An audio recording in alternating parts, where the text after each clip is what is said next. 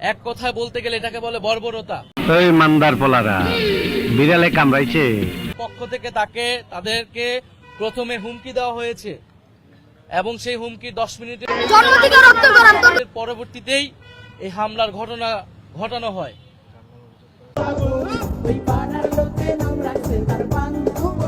ফলে এটা আমাদের জন্য উদ্বেগের। অন্তর্বর্তী সরকার আসলে কিভাবে পরিচালিত হচ্ছে, সেনাবাহিনী কাদের নির্দেশনায় পরিচালিত হচ্ছে এই বিষয়ে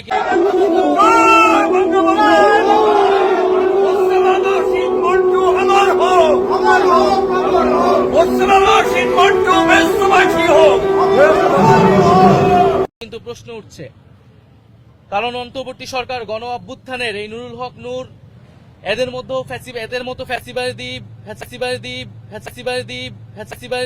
ফ্যাসিবাদ বিরোধী যোদ্ধাদের লড়াই সংগ্রামের ফলেই কিন্তু এই অন্তর্বর্তী সরকার গঠিত হয়েছে।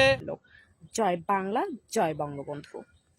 ফ্যাসিবাদ বিরোধী রাজনৈতিক দলগুলোর সমর্থনে এই অন্তর্বর্তী সরকার এখনো তাদের কার্যক্রম পরিচালনা করে যাচ্ছে। 25%, আপনি 25% মানুষ, একদম মানে বেয়ার মিনিমাম ধরে কথা বলতেছি, এই 25% মানুষকে ভোটের ময়দানের বাইরে রেখে আপনি কি করে একটা ঐক্যবদ্ধ এবং সহিষ্ণু বাংলাদেশ তৈরি করবেন? ফলে এই সময়ে তার উপরেই হামলা, এটাকে আমরা খুবই গভীর উদ্বেগের সাথে দেখছি। এটার প্রতিবাদের ভাষা আমাদের নেই ছেলে, এবং আমরা পাশাপাশি এও লক্ষ্য করছি যে দেশে এক ধরনের অস্থিতিশীলতা তৈরি করার নানা চেষ্টা তার সমস্ত কথাই অনেক দিনের গবেষণার করা হচ্ছে। আমরা বলতে চাই যে বাংলাদেশের মানুষের প্রতি আমাদের অঙ্গীকার যে ফ্যাসিবাদী পক্ষকে আমরা কোনোভাবেই জায়গা করে দিব না, সুযোগ করে দিব না। সেটা আরে পার্টনার, জাতীয় পার্টির নামে আসুক, যেই নামে আসুক না কেন, এবং বাংলাদেশের যেই শক্তি সেনাবাহিনীর গাড়ির ভিতরে এপিসি নাকি এর ভিতরে তারা ঢুকে প্রোটোকল না দিত তাহলে তাদের কেউ খুঁজে পাইতো না, ওইখানের কোনো জীবজন্তু খুঁজে পাইতো না। এটা করবে তাদেরকে জনগণের বিরুদ্ধে দাঁড়াতে হবে। এবং আরো দুঃখজনক, অল্প বয়সে পাকলে বাল দুঃখ থাকে চিরকাল।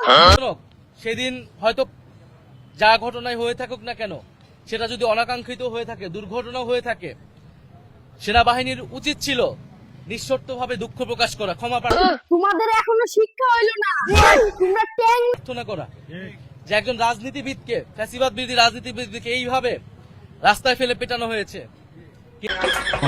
কিন্তু আমরা দুঃখজনকভাবে দেখেছি যে আইএসপিআর এর যেই বিবৃতিতে তারা দিয়েছে, সেখানে তারা এই হামলাকে বৈধতা দেওয়ার চেষ্টা করেছে, জাস্টিফাই করেছে, মব ভায়োলেন্স বলেছে।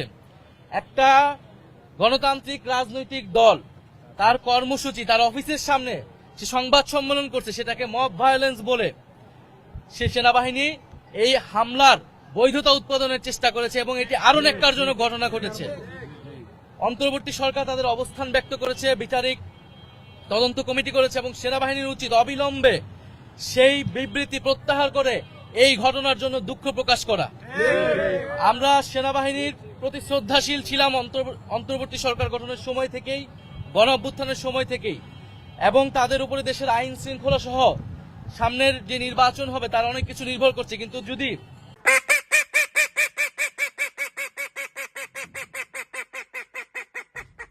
সেনাবাহিনী এই ধরনের পক্ষপাতমূলক অবস্থান দেখা যায়, যে একটি রাজনৈতিক দলকে বাঁচানোর চেষ্টা করা হচ্ছে এবং দুঃখজনকভাবে সেই রাজনৈতিক দল হচ্ছে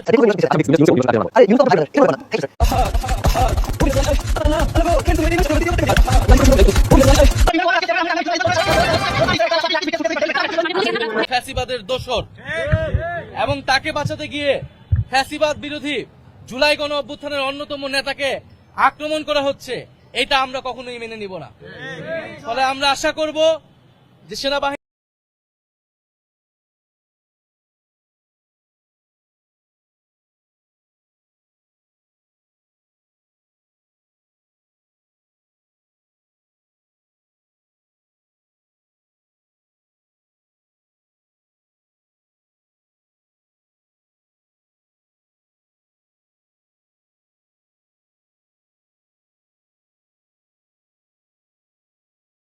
তাদের এই অবস্থান পুনর্মূল্যায়ন করবে এবং তাদের এই হামলার জন্য, তাদের এই ঘটনার জন্য এবং দুঃখ প্রকাশ করবে এবং ভবিষ্যতে এই ধরনের ঘটনা ঘটবে না সেই নিশ্চয়তা বাংলাদেশের জনগণকে দিবে, বাংলাদেশের রাজনৈতিক দলগুলোকে দিবে।